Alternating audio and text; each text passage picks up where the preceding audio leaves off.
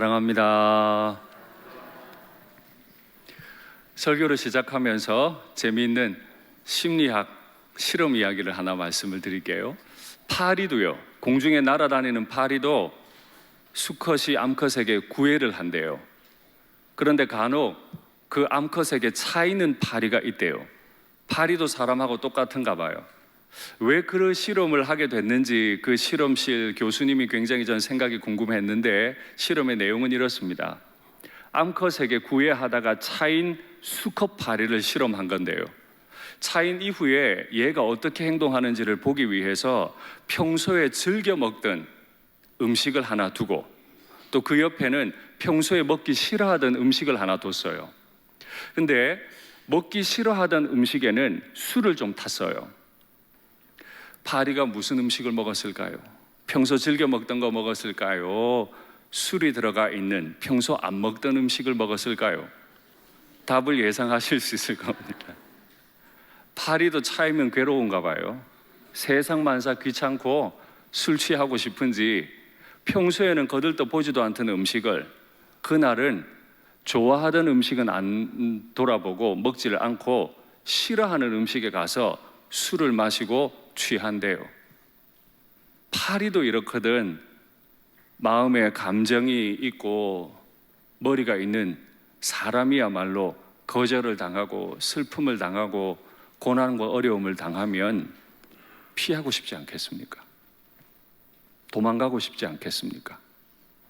또 다른 결정을 하고 싶지 않겠습니까? 생각 없는 파리도 그렇다면 생각이 많은 우리는 더더욱 그렇겠죠. 오늘 본문은 그런 고난을 당한 이삭에 관한 이야기가 나옵니다. 이삭이 하나님의 약속하신 땅 가나안에 거주하다가 큰 흉년을 만났습니다.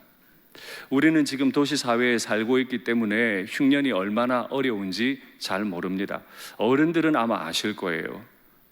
아주 오래전에 우리가 농사를 많이 짓는 나라였을 때 흉년이 얼마나 무서운 일인지 잘 아실 텐데, 이삭이 그 어려움을 당한 거예요. 그 어려움을 당하자 그 땅을 옮겨서 블레셋인들이 정착하기 시작했던 그랄 지역으로 옮겨갔습니다. 그것도 역시 가나안 지역의 일부입니다. 그곳에 옮겨갔는데 하나님께서 갑자기 이삭에게 나타나셨어요. 그리고 하시는 말씀이, 내가 너에게 지시하는 땅에 머물고 거기 반드시 있고 애굽으로 내려가지 말라. 하나님이 이 말씀하신 걸 보면 아마 이삭은 가나안에 머물면서 그랄로 옮겼다가 애굽으로 내려갈 작정이었던 것 같아요. 그렇죠. 사람은 먹고 살아야 하니까 반드시 자기가 생각할 때 또 귀에 들리기를, 애굽은 늘 물이 많아요. 곡식도 많죠. 그곳에 가면 잘 살 수 있어요. 이삭의 마음에 애굽 내려가야겠다 생각했더니 하나님이 내려가지 말라는 거예요. 네가 내가 지시한 땅에 머물면 내가 복을 주마, 내가 너와 함께 있어 주마, 이렇게 말씀하시는 거예요. 여러분, 한 가지 냉정하게 마음에 생각하시고 대답해 보십시오. 큰 어려움을 만났습니다. 흉년이에요. 먹고 살 게 없어져요. 점점 힘들어집니다. 바로 그때 이웃 지역에서 많은 걸, 돈을 벌 수 있고 우리 가족이 살 수 있대요. 그런데 하나님이 거기 가지 마, 힘들더라도 여기 있어, 네가 여기 있어만 준다면 내가 너와 함께 할게. 그러면 이제 우리는 선택해야 하죠.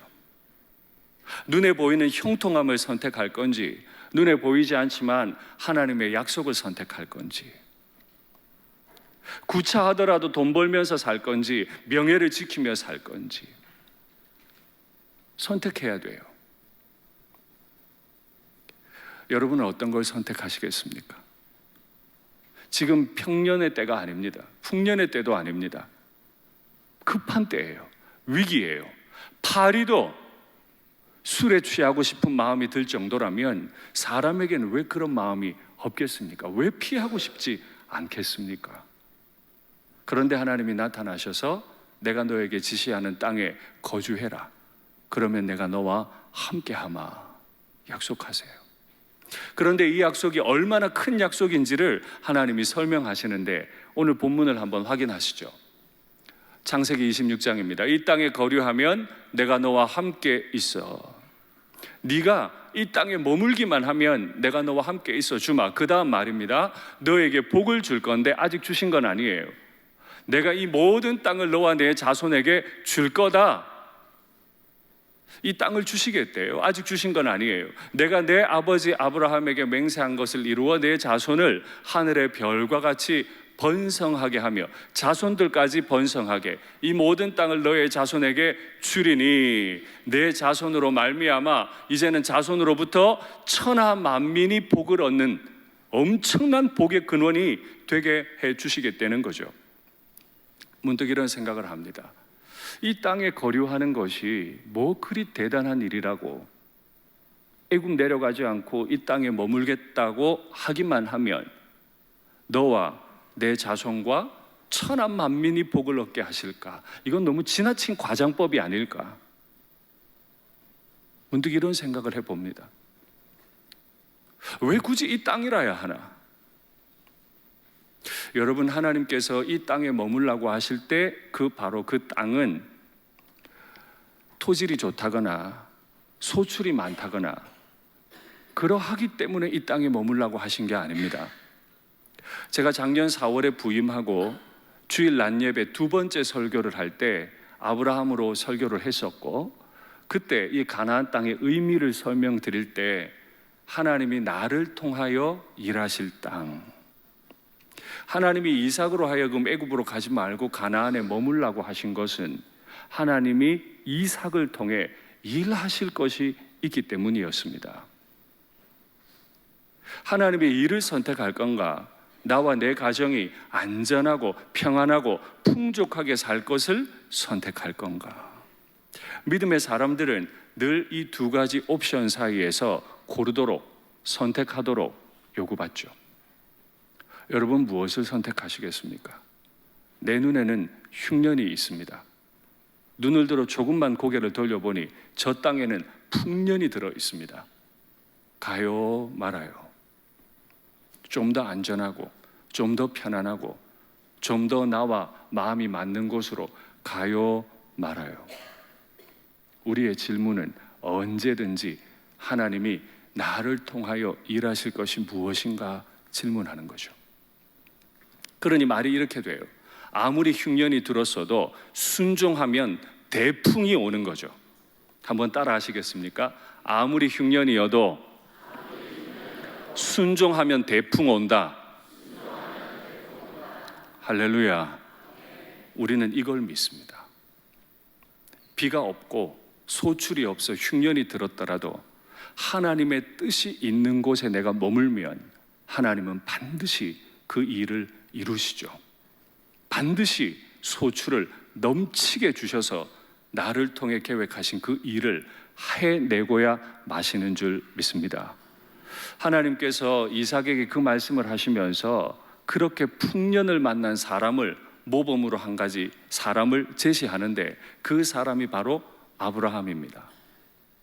아브라함도 하나님의 약속을 받았지만은 하나님께서 실패하는 아브라함을 또한 견뎌주셨고 마침내 하나님이 아브라함에게 복을 주셨는데요, 하나님이 아브라함의 그 인생을 어떻게 이해하고 계신지 한 줄로 모세가 설명했어요.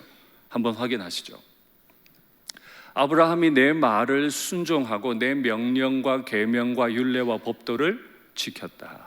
아브라함이 어떻게 했다고요? 하나님의 말을 순종하고 내 명령, 내 계명, 내 율례, 내 법도를 지켰습니다. 아브라함이 거주할 때도 그 가나안 땅은 말할 수 없이 힘들고 어려웠습니다. 위협이 많았어요. 그 땅에 또 흉년이 들었다는 거 보면 아브라함 때에도 흉년이 있었죠. 아브라함도 언제든 가나안을 떠날 이유가 있었어요. 그러나 아브라함은 하나님의 말과 명령과 계명과 율례와 법도를, 하나님의 그 명령을 떠나지 않았다 그래요. 여러분, 율법은 언제 주어졌죠? 모세 때 주어졌습니다. 모세와 아브라함은 600년 차이가 나요. 모세가 율법 주기 600년 전에 아브라함이 살았어요. 그런데 뭐 그렇게 하나님이 아브라함에게 말도 주시고 명령과 규례와 법도와 이런 것들을 아브라함에게 주신 바 있습니까? 없어요. 십계명을 주시지도 않았고 613가지의 명령을 주신 적이 없으세요. 그런데 하나님은 왜 이렇게 내 말, 내 계명, 내 율례, 내 법도 계속 반복하고 아브라함이 이걸 지켰다고 설명하는 거죠? 아브라함은 실패도 했잖아요. 못난 행동 참 많이 했잖아요. 그런데 언제 지켰다는 거예요? 하나님은 아브라함이 잘 지켰대요. 뭘 지켰죠? 믿음의 법을 지킨 겁니다. 아브라함아, 내가 너에게 아들을 주마. 하늘의 별, 땅의 모래같이 되게 해주마. 아브라함아, 내가 너의 이름을 창대하게 할 테니 이 하란 땅을 떠나라. 아브라함의 100년의 역사는 그에게도 좋지 않았던 과거가 있고 불순종했던 과거가 분명히 있으나 믿음을 따라 사는 일에는 실패하지 않았다는 거예요. 끝까지 그 말씀을 지키려고 애썼다는 거죠. 주일 예배를 드리시는 우리 교우들께 한 가지 여쭐게요. 준법 정신이 투철하십니까? 법을 잘 아십니까? 그것도 중요한 일이겠습니다만은 그것보다 더 중요한 게 있죠. 하나님의 약속을 믿고 한 걸음 한 걸음 조용히 걷는 일에 탁월하십니까? 많은 지혜를 가지고 많은 권위를 가졌어도 고요히 하나님의 법에 순종하는 것, 그것에 비할 수 없죠. 우리의 인생이 하나님 앞에 선 이후에 하나님이 우리 인생을 한 줄로 요약하실 때 어떤 모범으로 삼으실까요? 일산교회 누구누구는 내 말과 내 명령, 규례, 법도를 잘 지켰다고 설명하실지, 다르게 설명하실지, 그건 하나님이 아시죠. 또한 내가 알 겁니다.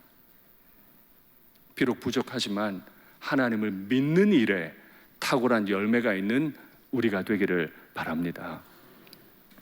세상은 우리의 눈을 들어 애굽이 최고라고, 애굽으로 가라고 자꾸 요구합니다. 더 돈 많이 주는 곳으로, 더 안전한 곳으로, 가족과 함께 재미있게 지낼 수 있는 곳으로 늘 그렇게 우리의 눈을 돌리기를 요구하죠. 그럴 때 우리의 눈은 언제든지 하나님이 나를 통해 일하실 것인가 아니신가, 나는 하나님의 도구가 될 것인가 말 것인가, 바로 거기에 있어야 합니다. 소명을 따라 살아야 하죠. 하나님의 주실 복을 구하십시오. 하나님이 만복을 주시라고 기도하십시오. 그러나 그 이전에 먼저 하나님의 나를 향한 소명이 무엇인지, 우리 일산교회를 향한 하나님의 소명이 무엇인지 그걸 구하시고 기도하시면 하나님이 친히 인도하시고 아브라함과 이삭에게 약속하시고 이루신 그 복을 우리에게도 주실 줄 믿습니다. 아브라함이 이렇게 아름답게 믿음의 법을 따라 살았는데요, 성경은 참 짓궂어요. 모세는 너무너무 짓궂어요. 아브라함이 이렇게 아름답게 살았다고 설명해 놓은 직후에 이삭의 실패를 또 얘기합니다. 원래 살던 지역을 벗어나 그랄로 갔는데 본문을 가만히 보면 그랄에 간 지 조금 시간이 지난 것 같아요. 그런데 이삭의 눈에 리브가는 매우 예뻤죠. 참 신기하죠. 아브라함의 아내 사라도 예쁘고 이삭의 아내 리브가도 예쁘고 우리 일산교회 모든 여성도님들도 다 예쁘신 줄 믿습니다. 아니 뭐 여성들은 스스로 알아서 대답 안 한다 하더라도 남편들은 대답하셔야 될 거 아니에요.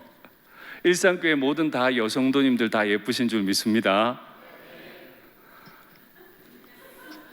참 남자들 배짱도 없고 사랑도 없는 것 같아. 이렇게 예쁘다 보니까 그럴 사람들이 자꾸 궁금해서 물어보는 거죠. 그런데 물어보는 그 눈빛이 예사롭지가 않아요. 잘못했다가는 아내 뺏기고 자기는 죽을 것 같은 거죠. 이것도 현실에 당면한 문제죠. 너무너무 무서운 일이죠. 자기를 아는 사람 별로 없어요. 그 땅에는 이방 민족들만 가득해요. 그 땅에 여행객으로 와 있어요. 누가 날 돕겠어요? 그러니 마음에 생각할 때 아내 뺏기는 건 기정사실로 하고 나라도 살아야겠다. 그럴 사람들이 물을 때 누이라고 거짓말합니다. 아버지랑 똑같죠? 그런데 오늘 본문은 아주 재미있는 이야기를 거기에 넣어둡니다. 이삭이 자기의 아내 리브가를 누이라고 거짓말로 속였고 리브가를 껴안았더라. 여기 이 껴안다는 말은 성관계를 했다는 뜻입니다. 누이인데 성관계를 할 수 있습니까? 누이라고 속여놓고 부부관계를 하는 거예요. 얼마나 못난 남편이에요. 인정하고 싶지 않은 남편이죠. 남편답지 못해요. 그 장면을 아비멜렉이 창을 통해 봤습니다. 아비멜렉이 한 행동을 한번 보세요. 이삭을 불러다 혼을 내죠. 왜 이렇게 행동했냐고. 우리가 정말 큰일 날 뻔하지 않았냐고. 우리 민족 중 한 사람이 너의 아내를 취했으면 어떻게 할 뻔했냐고. 왜 이런 소리를 했냐고. 그리고 온 민족에게 명령을 하죠. 이삭도 리브가도 건드리지 말라. 건드리면 죽여버리겠다. 이삭도 느끼지 못하는 하나님을 아비멜렉은 느끼나 봐요. 어떤 면에서는요, 믿음의 사람들보다 믿지 않는 사람들이 더 윤리적이고 더 합리적이고 더 정당하게 사고할 때가 많음을 우리는 인정해야 합니다. 교회가 사회의 비난을 당하고 수치스러운 일을 당하는 것은 어제 오늘 일이 아니라 지금으로부터 4,000년 전에도 있었던 일이에요. 정신 바짝 차리지 않으면 우리 일산교회도 저도 언제든지 사회로부터 손가락질을 당하고 수치를 당할 수 있음을 명심하셔야 합니다. 하나님은 우리를 가나안에 머물게 하실 때 수치를 당하라고 머물게 하신 게 아니에요. 이 어려움이 있으나 이 타락한 문화를 이겨내고 하나님의 문화를 정착하라고 이곳에 머물라고 하신 거지 거짓말하라고 하신 게 아니에요. 모든 사람은 죄의 DNA를 물려받았습니다. 물론 세포 속에 그 죄가 있다는 말이 아닙니다.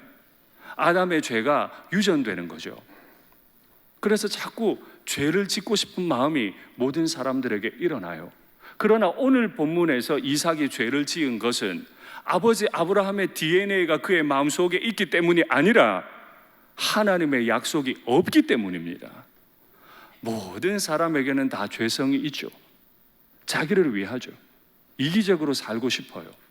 그러나 죄를 이기고 하나님께 순종하느냐 못하느냐의 문제는 그의 마음에 죄가 있느냐 없느냐의 문제가 아니라 환경이 편안하고 안전하냐 그렇지 않느냐의 문제가 아니라 그 환경이 어떠하든지 간에 그 마음 속에 내가 너에게 주고 내가 너에게 주고 내가 너에게 주고 천하 만민이 복을 얻게 해주마 하신 하나님의 약속이 그의 마음에 있는가 없는가의 문제인 거죠. 편안하고 노후가 보장되면 죄를 안 짓고 그 노후가 보장되지 않으면 죄를 짓는 게 아니에요. 하나님의 약속이 내 마음에 있는가 없는가, 그게 중요하죠. 오늘 말씀 받고 기도하시는 가운데 내가 너에게 지시하는 땅에 머물라.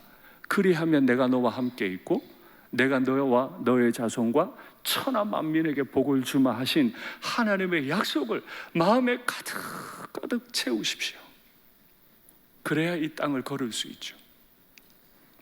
우리가 그렇게 약속을 받은 이후에 또 이삭은 실패를 했고, 놀랍게도 오늘 본문은 이삭의 실패 이후에 이삭이 어떤 복을 받았는지를 기록해요. 성경을 보면 참 신기해요. 이삭이 그 땅에서 그 해에 100배의 소출을 받았고, 이삭이 커졌고 매우 더 커질 때까지 더 커졌다. 히브리어를 번역하면 그렇습니다. 이삭이 커졌고 매우 더 커질 때까지 더 커졌다. 이 커지다, 크다라고 하는 히브리어 단어가 3번 반복이 돼요. 여러분, 한 가지 궁금함이 있지 않으세요? 이삭이 복받을 만합니까? 지 살자고 아내를 누이라고 속이고 예쁜 아내의 몸은 취하고 얼마나 이중적이고 복받기에 합당하지 않은 남자 아니에요? 아비멜렉의 책망 직후에 이삭이 그 땅에서 그 해에 100배의 소출을 거두었고 커지도록 거부가 되게 하셨다. 뭔가 안 맞잖아요. 우리의 생각과 안 맞잖아요. 죄인이면 심판받아야 되는데 하나님이 복을 주셨대요. 도대체 왜 이러시는 거죠? 제가 문득 생각을 해봐요. 거부가 되는 비법이 뭘까? 이 땅에서 좀 재정적 여유를 가지고 살아가는 방법이 뭘까? 어떻게 하면 하나님이 이 복을 주실까? 아무리 본문을 연구해도 이삭에게 그 이유가 있질 않아요. 이삭은 착하지 않았어요. 뭐 열심히 일했다는 말도 없어요. 요셉처럼 꿈꿨다는 말도 없어요. 아무 말도 없고 이삭의 실패 직후에 100배의 소출을 거뒀다. 도대체 모세는 왜 이렇게 기록했을까? 애굽으로 돌아가면 안 되고 하나님이 인도하시는 광야 길과 가나안 땅에서 하나님이 인도를 받아들이고 하나님과 함께 있으면 복 받는구나, 이걸 깨닫게 하는 것이겠죠. 이삭이 못했어요. 우리가 지난주에도 봤지만 그의 이 미식 습관 때문에 자식들을 편애하기도 했죠. 이삭은 못난 행동을 많이 했어요. 그러나 하나님이 100배의 소출을 주신 것은 그가 하나님이 지시하신 대로 그 땅에 머물고 있었기 때문이죠. 흉년이 와도 풍년이 든 땅이 내 눈에 보여도 하나님의 약속 따라 그곳으로 내려가지 않고 그 땅에 그대로 머물러 있으니 흉년 든 땅이 100배의 소출을 가져오는 땅으로 바뀐 거죠. 이게 믿음 생활입니다. 내 눈에 좋아 보여도 하나님이 허락지 않으시면 취하지 않고, 내 눈에 싫어 보여도 밉게 보여도 하나님이 원하시면 그곳에 머물고 믿음의 법을 따라 살면서 주님 복을 넘치게 받으시기를 바랍니다. 저는 이런 기도를 많이 합니다. 하나님, 우리 교회가 복을 많이 받아 부흥되게 해달라고 기도합니다. 여러분도 그렇게 기도하시죠? 우리 교회 부흥되어야 합니까? 되지 말아야 합니까? 말할 것 없습니다. 주님의 몸된 교회는 부흥되어야 합니다. 질적으로, 양적으로 반드시 부흥되어야 합니다. 가정도 복을 누려야만 하죠. 그러나 그 복이 가정과 교회에만 머무는 것은 오늘 하나님이 이삭에게 두신 그 약속과 합하지 않아요. 내 가정에 주신 복과 우리 일산교회에 넘치도록 주시는 복을 통해서 우리 이웃에게 그 복이 흘러가야 하죠. 바로 하나님은 이걸 꿈꾸셨죠. 가나안 그 타락한 문화 속에서 하나님의 사람이 머물면서 그들이 하는 건 없어요. 하나님과 동행하고 있으면 돼요. 하나님의 법 따라 살아만 가고 있으면 하나님이 그들의 삶을 통해 역사하셔서 그 우상의 땅을 하나님의 땅으로 바꾸실 거예요. 그게 우리의 꿈이에요. 에스겔을 통해 하나님의 꿈을 한번 확인하시죠. 그가 내게 이르시되 이 물이 동쪽으로 향하여 흘러 아라바로 내려가서 바다에 이르리니, 이 물은 성전 문지방에서 흘러나온 샘물입니다. 이 흘러내리는 물로 그 바다의 물이 되살아나리라. 샘물을 통해서 바다의 물이 다시 살아난다는 거죠. 이 강물이 이르는 곳마다 번성하는 모든 생물이 살고 또 고기가 심히 많으리니, 바다가 오염이 돼서 바다가 말라버려서 물고기가 없었던 바다인데 고기가 심히 많아지고 이 물이 흘러 들어감으로 바닷물이 되살아나겠고, 이 강이 흐르는 각처의 모든 것이 살 것이며 또 이 강가에 어부가 설 것이니 엔게디에서부터 에네글라임까지 그물 치는 곳이 될 것이라. 그 고기가 각기 종류를 따라 큰 바다의 고기같이 심히 많으려니와. 할렐루야.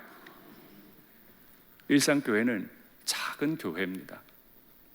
이 일산과 고향을 섬기기에는 작은 교회예요. 그러나 다 망한 나라, 그 이스라엘 땅에 성전 문지방으로부터 흘러나온 그 생명의 말씀이 전달되기만 하면 열방이 살아난다는 거죠. 우리 일산교회로부터 이 물이 흘러가서 영적 가나안 땅과 같은 이 일산과 고향 지역이 살아나는 복이 임하게 되기를 바랍니다. 그것이 나를 향하고 우리를 향하신 하나님의 뜻입니다. 우리는 그 뜻에 동력할 자격도 없고 실패도 실수도 너무 많은 사람입니다. 하나님의 동역자라 부름받기에는 전혀 합의하지 못합니다. 그러나 하나님이 뜻을 두셨죠. 말씀을 맺겠습니다. 파리도 인생의 괴로움을 경험하면 다 잊어버리고 술 마시고 취하는 걸 선택한대요. 우리도 때로는 어렵고 힘들고 거절당하면 얼마나 마음이 쓰리고 도망가고 싶고 더 나와 마음 맞는 곳에 머물고 싶은 마음이 일어나겠습니까?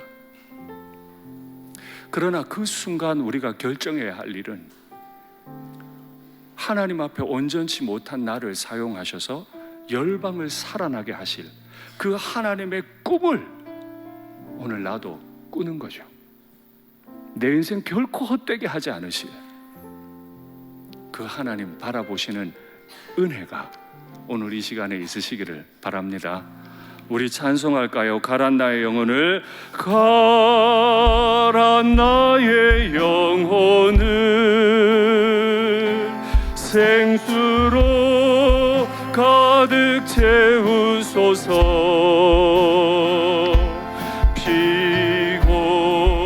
피곤한 내 영혼 위에 내 주의 은혜 강가로 저 십자가의 강가로 내 주의 사랑 있는 곳, 내 주의 가란 나의 영혼을 생수로 가득 채우소서. 가란 나의 영혼을 생수로 가득 채우소서. 피곤한 내 영혼 위에 내 주의 은혜 강가로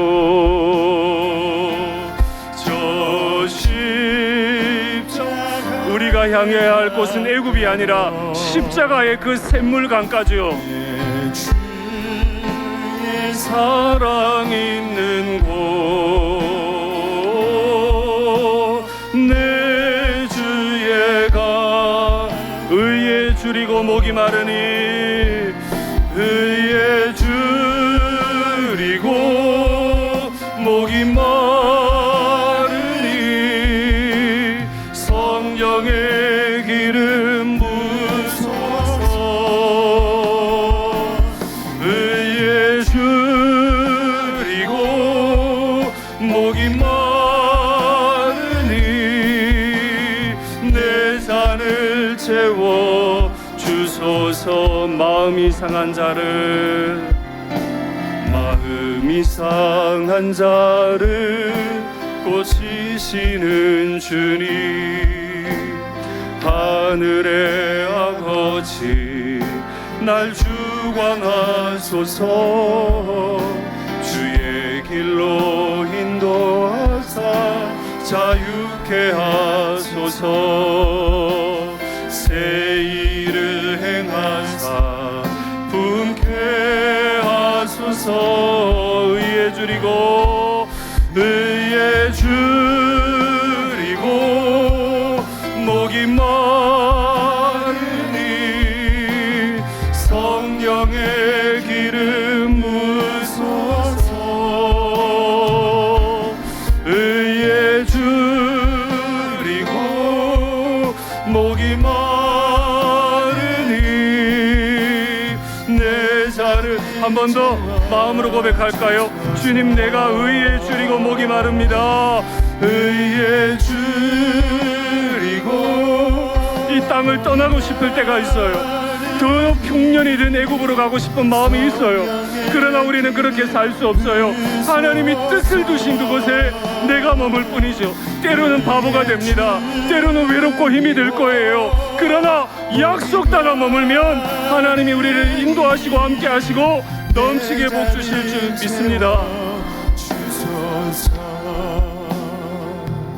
할렐루야.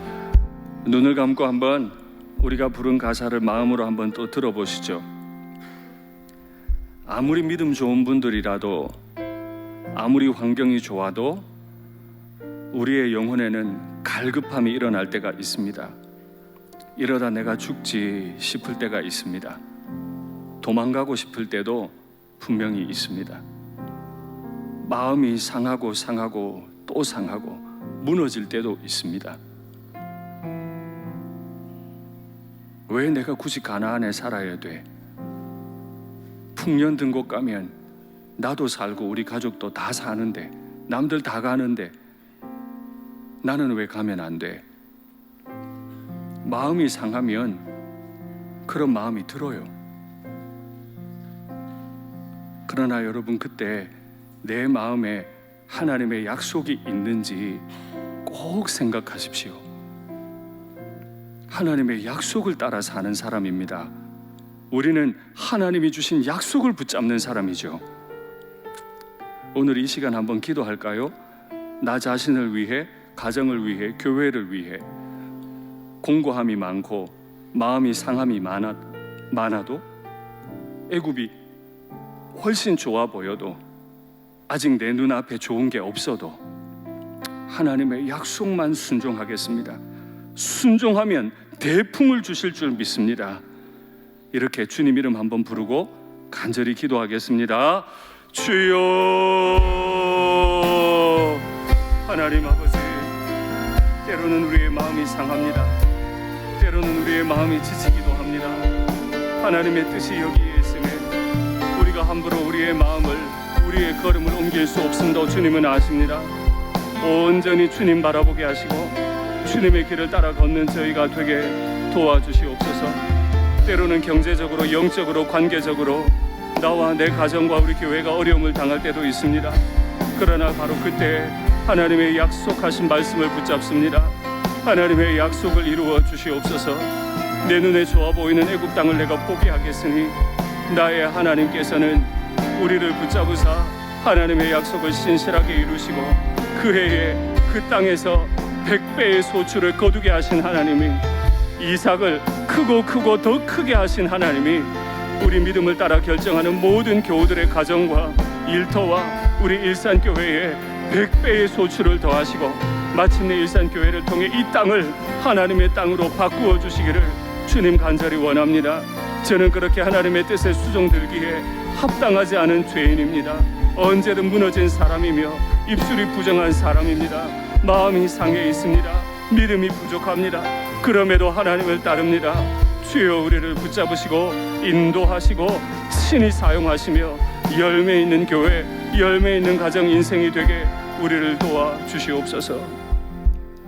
하나님 아버지, 하나님을 따라 사느라고 믿지 않는 가족들 사이에서 믿음 지키려고 기도하고 눈물 흘린 적이 한두 번이 아니며, 주의를 지키기 위해 돈 더 많이 주는 직장으로 떠나지도 않고 예배의 자리를 사모한 성도들도 계시고, 가정을 뒤로 하고 교회 일에 애쓴 분들도 참 많이 계신데, 살아계신 하나님께서 이삭에게 주신 복을 100배로 더해 주시기를 간절히 원합니다. 그래서 정말 하나님이 살아계신 것과 하나님이 나를 통해, 우리 일산교회를 통해 열방으로 우리 가족들에게로 복이 흘러가는 것을 보게 하여 주시옵소서. 이 땅에 오직 하나님만 참 하나님이심을 우리로 고백하게 하시고, 일산교회 모든 강단과 일산교회 교우들의 입에서는 예수님 십자가의 그 보혈의 샘물만 터져 나올 수 있도록 은혜로 함께해 주시옵소서. 병들고 지치고 상한 마음을, 그래서 훌훌 털고 떠나버리고 싶은 마음을, 술에 취하고 싶은 마음을, 다 잊어버리고 싶은 마음을 주님께서 위로하시고 새 힘을 허락해 주시옵소서. 주 예수님 이름으로 기도하옵나이다. 아멘.